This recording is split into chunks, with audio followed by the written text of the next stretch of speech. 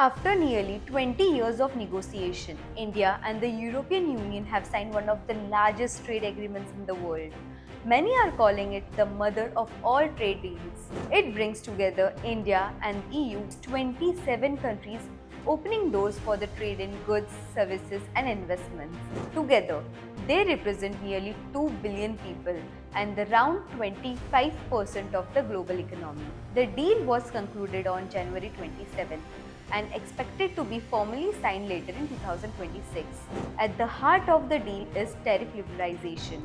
Around 90 to 97% of goods traded between India and the EU will see lower or eliminated duties. India will gradually reduce import duties on European cars from up to 110% down to 40%, eventually moving towards 10%. Electric vehicles remain protected for the first 5 years to support India's EV industry. Labor-intensive sectors like textile, leather, gems and jewellery, electronics and machineries and footwear stand to gain better access to the European markets. It also opens the services and investment. Key sectors like IT, telecom and professional services will face fewer trade barriers while allowing temporary movements of professionals without permanent migration rights. Not everything is fully liberalized. Agriculture and dairy remains mostly protected, supporting India's 44% workforce.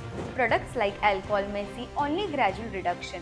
Carbon-intensive exports such as steel and aluminium will face at EU's carbon border adjustment mechanism.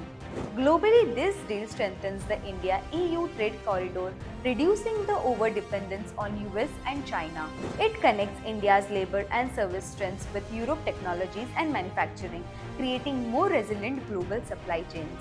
Reports suggest Indian exports could rise up to $50 billion by 2031. The India-EU FTA isn't just a trade deal, it is a strategic step forward, positioning India as a key player in the global economy.